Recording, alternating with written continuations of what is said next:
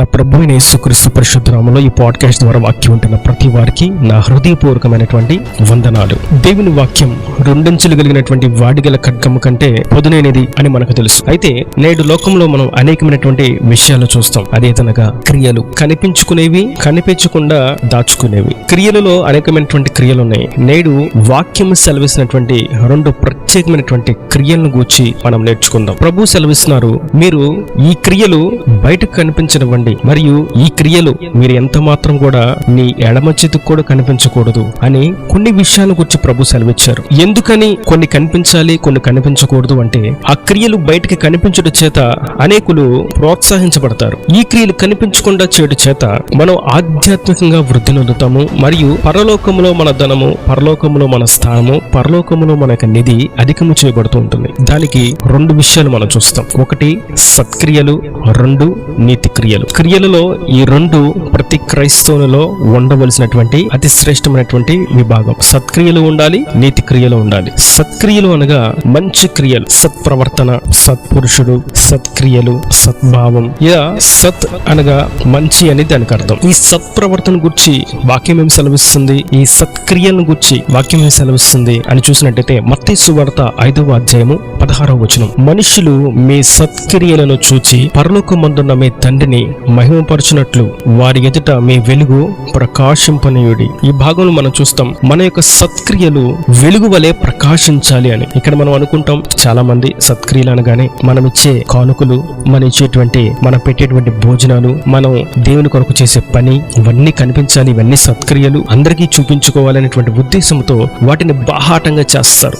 ఉపవాసాలు ప్రకటించుకుంటారు, ఉపవాస దినాలను ప్రతిష్ఠించుకుంటారు, అందరికి కనిపించే విధంగా ఇవి సత్క్రియలు అని పొరబడుతూ ఉంటారు. కానీ ఇవి నిజానికి సత్క్రియలు అంటే మన యొక్క సత్ప్రవర్తనను బట్టి జరిగేవి సత్క్రియలు. సత్క్రియలను గురించి మనం ఇంకొక అర్థం మనం చూసినట్టయితే ఈ సత్క్రియలు మన ద్వారా ఇతరులు నేర్చుకునే విధంగా ఉంటాయి. ఉదాహరణకి మన ప్రవర్తన సత్ప్రవర్తన అయినదై ఉంటే ఇతరులు ఆ ప్రవర్తనను నేర్చుకుంటారు. అది సత్ప్రవర్తన. ఇతరులకు మనం మాదిరి కనపరిచేటువంటి ప్రవర్తన. మన నడవడిక, మనం నడిచే విధానము, మన యొక్క విధి విధానాలు, మనం ఇతరులతో గడిపేటువంటి క్రియలు, ఇవన్నీ కూడా మన స్నేహం, మనం సాంగత్యము, మన సంభాషణ ఎలా ఉంది ఇతరులతో అనేది నడవడి, మంచి నడవడి. ఇది ఇతరులకు కనిపించేది. మనం నడిచే విధానం, మనం ఇతరులతో ప్రవర్తించేటువంటి విధానం, ఇది ఇతరులకు కనిపించేది. మాటలు, మన మాటలు ఉప్పు వేసినట్లుగా తీయగా ఉండాలి, ఇది ఇతరులకు కనిపించేది. దేవుని ఆశ్రయించి ఉండగా మన మాటలు ఎప్పుడు తక్కువగాను, క్రియలు ఎక్కువగాను ఉండాలి. మాట సత్యం పలకాలి, మాట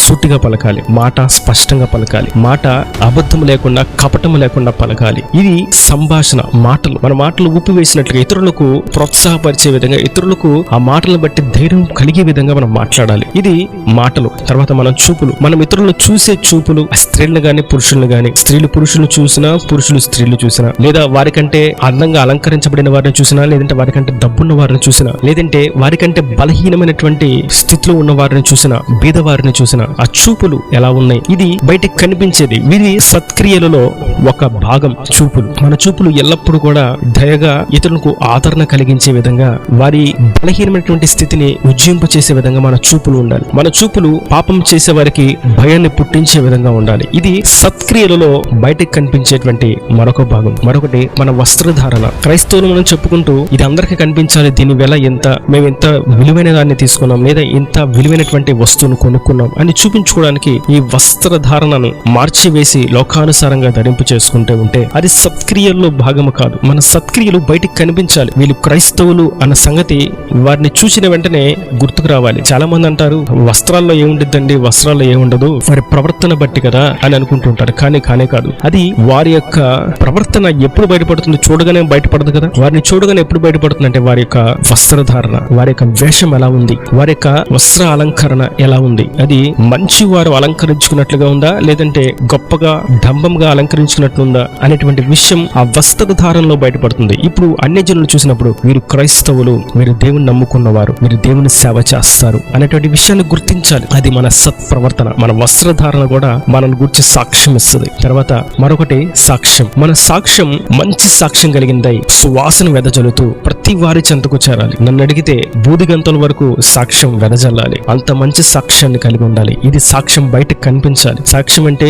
ఏంటి అని మనకు అనుమానం రావచ్చు. ఈ సత్ప్రవర్తన కలిగినటువంటి సత్క్రియలతో కూడినదే మంచి సాక్ష్యం. ఇవన్నీ మనలో ఉంటే అదే సాక్ష్యం. మనల్ని చూడని వారు కూడా మనల్ని ఎరిగిన వారుగా ఉంటారు, అది సాక్ష్యం. కనుక ఈ సాక్ష్యాన్ని మనం కలిగి ఉండాలి. ఇది సత్క్రియలు అనేటువంటి వెలుగు. ఈ వెలుగు అన్ని జనులు ప్రకాశించాలి. అన్ని జనులు సైతం వీటిని చూసి మౌనులైపోవాలి, నిర్చేష్టులైపోవాలి. వేలెత్తి చూపించడానికి, తప్పు అని ఎంచడానికి అవకాశం లేనిదిగా ఉండాలి. ఈ సత్క్రియలు బయటకు కనిపించాలి. మరియు నీతి క్రియలు ఇవి ఎంత మాత్రము కూడా బయటకు కనిపించకూడదు. ఇందుని గురించి మనం మత్తయి సువార్త 6:1 చూస్తాం. మనుషులకు కనబడవలనని వారి ఎదుట మీ నీతి కార్యములు చేయకుండా జాగ్రత్త పడుడి. మన నీతి కార్యాలు మనుషులకు కనపడకుండా జాగ్రత్త పడాలి. ఇవి ఎంత మాత్రము బయటకు కనిపించకూడదు. ఈ 6వ అధ్యాయం అంతా కూడా ప్రభు స్పష్టంగా వాటిని వివరిస్తూ ఉంటాడు. ప్రార్థన గూర్చి, ఉపవాసమును గూర్చి, కానుకను గూర్చి, ధర్మ కార్యాలను గూర్చి, ఆరాధన గూర్చి, ఇలా వీటన్నిటిని గూర్చి పరిశుద్ధాత్ముడు మనకు ఈ అధ్యాయంలో స్పష్టంగా రాయించి ఉంచారు. ఇది ప్రభువు చెప్తున్నటువంటి మాటలు. ప్రార్థన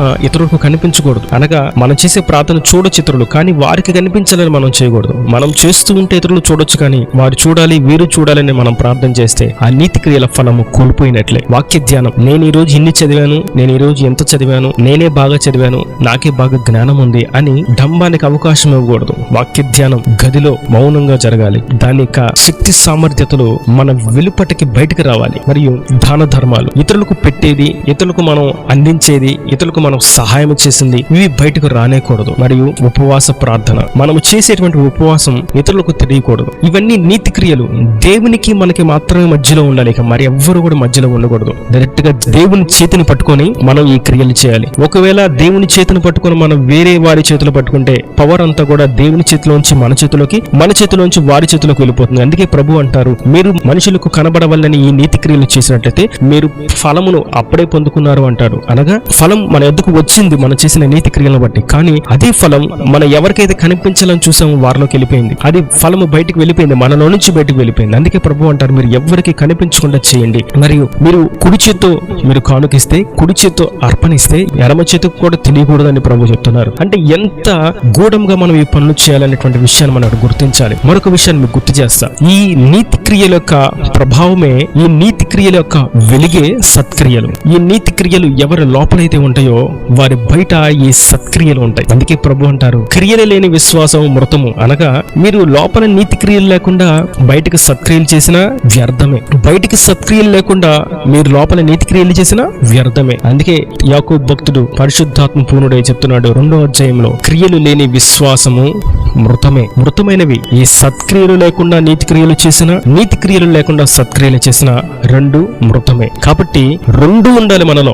సత్క్రియలు ఉండాలి, నీతి క్రియలు ఉండాలి. కొంతమంది బుద్ధిహీనులు ఏమంటారంటే, సత్క్రియలను చూసి మీరు భక్తుల్లాగా మీరు ఇలా కావాలని ఉంటున్నారు, కావాలని చేస్తున్నారు అని అజ్ఞాన దశలో ఉండి మాట్లాడుతూ ఉంటారు. మీ వస్త్రధారణ అందరిలాగా వేసుకోవచ్చుగా, దానిలో ఏముంది తప్పు అని బుద్ధిహీనులుగా మాట్లాడుతుంటారు. మీరు అలంకరించుకోవచ్చుగా, బంగారాన్ని పెట్టుకోవచ్చుగా, వజ్రాలతో అలంకరించుకోవచ్చుగా, విలువైనటువంటి వస్త్రాలు కొనుక్కోవచ్చుగా అని విశ్వాసహీనులుగా మాట్లాడుతూ ఉంటారు. కానీ వాక్యం సెలవిస్తుంది మనకి చాలా ఖండితంగా సత్క్రియలు బయటకు కనిపించాలి.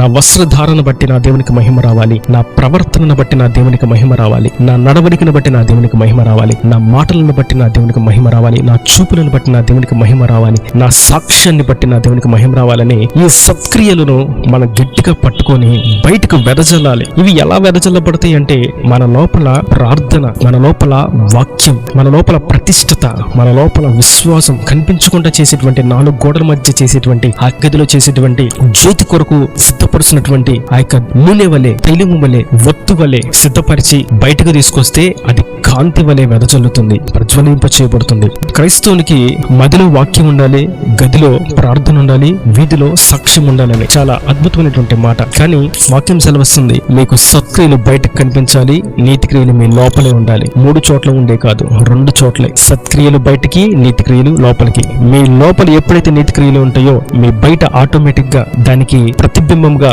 సత్క్రియలు బయటకు వస్తాయి. ఒకవేళ సత్క్రియలు మీలో లేకపోతే మీరు లోకానుసారులుగా అలంకరించుకుంటూ, లోకానుసారులుగా ప్రవర్తిస్తూ, లోకానుసారులుగా మాట్లాడుతూ, లోకానుసారంగా చూస్తూ సాక్ష్యం ఏమాత్రం లేని వారుగా ఉంటే మీ లోపల నీతి క్రియలు లేవు, ప్రార్థన జీవితం లేదు, వాక్య వాక్యాన్ని ధ్యానించేటువంటి అనుభవం లేదు, దాన ధర్మాలు, ఇతరులకు సహాయం చేసేటువంటి క్రియలు మీలో లేవు, ఉపవాస జీవితం లేనే లేదు, మీలో సమర్పణ ప్రతిష్టత అనేది అస్సలు ఏమాత్రం లేనే లేదు అన్నటువంటి విషయాన్ని గుర్తించాలి. కనుక మనము నీతి క్రియల లోపల ఎప్పుడైతే జాగ్రత్తగా పదిలంగా దాచుకుంటామో, జాగ్రత్తగా ఎవరికి కనిపించకుండా దేవుని శక్తిని ఎప్పుడైతే మనం పొందుకుంటామో, దాని యొక్క రిఫ్లెక్షన్, దాని యొక్క ప్రభావం, దాని యొక్క ఎఫెక్ట్ అంతా కూడా బయటకు వెలుగుకరంగా విరజిమ్ముతుంది. అట్టి నీతి క్రియలు గలవారుగా సత్క్రియలను బయట కనపరుస్తూ దేవుని ఆశీర్వాదాలకు వారసులగుదురుగాక. ఆమేన్. God bless you. తలలు వంచి కన్నులు మూసేటైతే మీ కొరకు చిన్న ప్రార్థన. ప్రేమ స్వరూపి కరుణ కటాక్షంగా తండ్రి నా ప్రభా, ఈ వాక్యం విన్న ప్రతి ఒక్క బిడ్డను ఆశీర్వదించండి. సత్క్రియలను గూర్చి, నీతి క్రియలను గూర్చి